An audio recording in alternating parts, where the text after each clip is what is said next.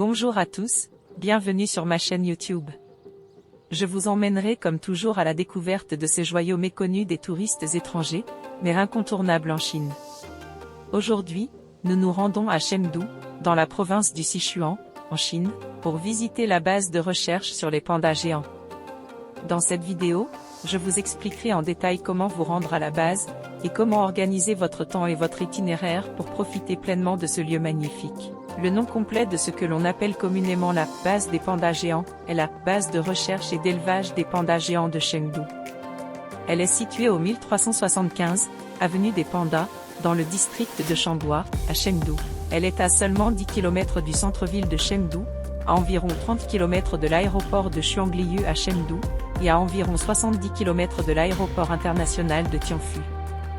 La base des pandas est renommée pour sa contribution à la protection, la recherche et l'élevage des pandas géants, ainsi que d'autres espèces animales en voie de disparition en Chine.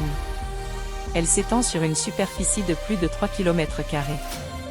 Ici, entourée de montagnes verdoyantes, d'eau cristalline, de chants d'oiseaux et de bruits de la forêt, on la surnomme le paradis naturel des pandas, un havre de paix pour les êtres humains. Bonjour à tous, bienvenue sur ma chaîne de YouTube, apprendre le chinois en vous amusant. Comment s'y rendre? La manière la plus pratique de s'y rendre est de prendre la navette touristique qui relie directement le centre-ville de Chengdu, à savoir la rue Shanxi, à la porte ouest de la base des pandas géants. Cette navette dessert des arrêts tels que la rue Quanzhai, la rue Bedaji, et la station de métro Xiongmao Dadao, entre autres.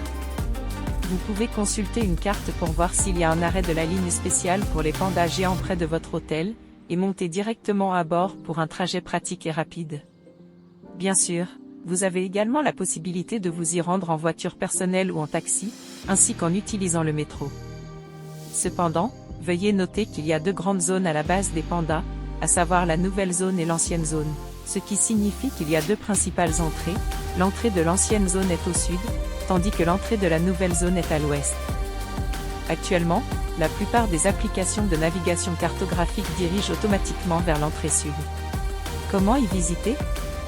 Si vous envisagez de visiter les deux grandes zones de la base des pandas géants en une seule journée, vous devriez prévoir une journée complète.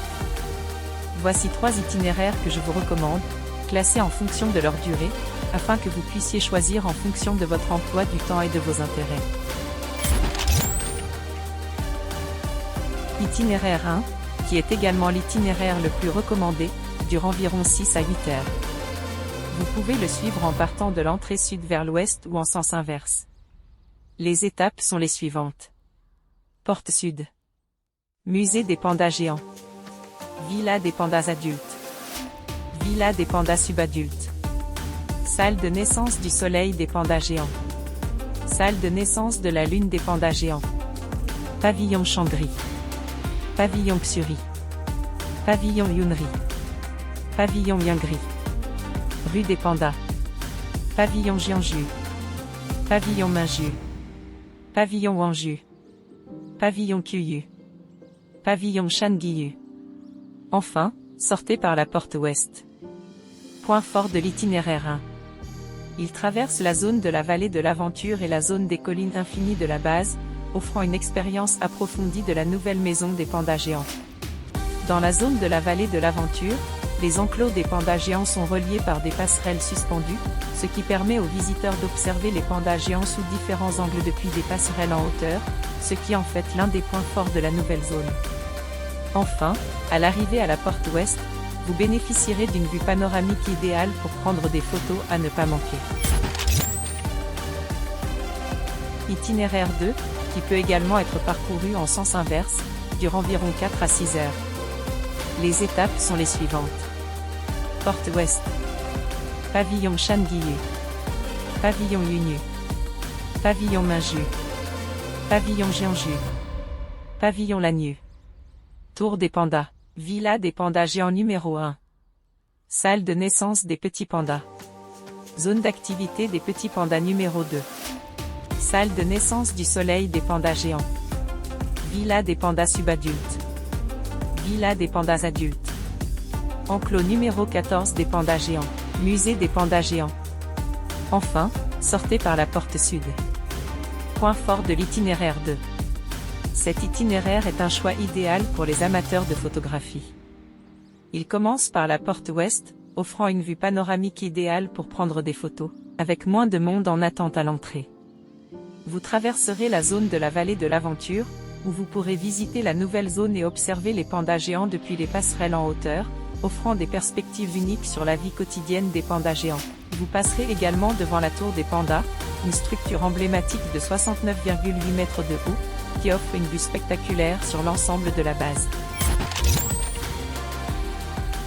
Itinéraire 3, qui se concentre uniquement sur la visite de l'ancienne zone de la base, avec un départ et une arrivée à la porte sud, sans inclure la nouvelle zone, dure environ 2 à 3 heures. Les étapes sont les suivantes. Porte sud. Villa des pandas subadultes. Villa des pandas adultes. Salle de naissance du soleil des pandas géants. Salle de naissance de la lune des pandas géants. Villa des pandas géants numéro 2. Salle de naissance des petits pandas. Zone d'activité des petits pandas numéro 2. Enclos numéro 14 des pandas géants. Musée des pandas géants. Porte sud. Point fort de l'itinéraire 3, cet itinéraire offre l'opportunité de voir des pandas géants de différents groupes d'âge, de jeunes, nés dans les salles de naissance du soleil et de la lune, à adultes. Il permet de gagner du temps, ce qui en fait un excellent choix si vous avez seulement une demi-journée pour observer les pandas géants. Peu importe l'itinéraire que vous choisissez, assurez-vous de ne pas manquer les salles de naissance du soleil et de la lune, car c'est là que se trouve la maternelle des pandas géants, un endroit très apprécié des visiteurs. Notez que si des bébés pandas sont nés récemment ou si une panda est enceinte, l'accès peut être restreint afin de ne pas perturber leur tranquillité. Enfin, je souhaite partager quelques astuces pour votre visite à la base de recherche sur les pandas géants. 1. Il est préférable de partir tôt le matin, vers 8 heures. La base des pandas attire de nombreux visiteurs, et si vous arrivez tard, vous risquez de perdre beaucoup de temps à faire la queue. 2. Les pandas préfèrent les journées nuageuses. Par temps chaud, ils ont tendance à dormir davantage. Pour voir des pandas actifs et mignons plutôt que dormants, il est préférable de choisir une journée où la température se situe entre 10 et 25 degrés. Si vous visitez le matin, c'est le moment idéal pour les photographier, alors qu'ils mangent et jouent. Après cela, ils auront tendance à se reposer après avoir bien mangé. 3. Évitez d'utiliser le flash lorsque vous prenez des photos. En particulier lorsque vous photographiez des bébés pandas. Leurs yeux sont sensibles à la lumière. Et le flash pourrait les perturber.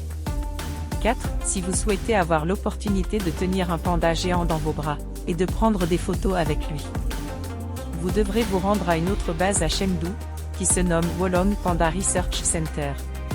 Et n'oubliez pas à réserver cette expérience à l'avance. Je vous remercie chaleureusement de regarder cette vidéo, j'espère qu'elle vous aidera à planifier une visite agréable à la base des pandas géants. Si vous avez apprécié cette vidéo, n'oubliez pas de la liker, de vous abonner à ma chaîne et n'hésitez pas à laisser des commentaires pour partager vos opinions et poser des questions. Au revoir, à la prochaine vidéo.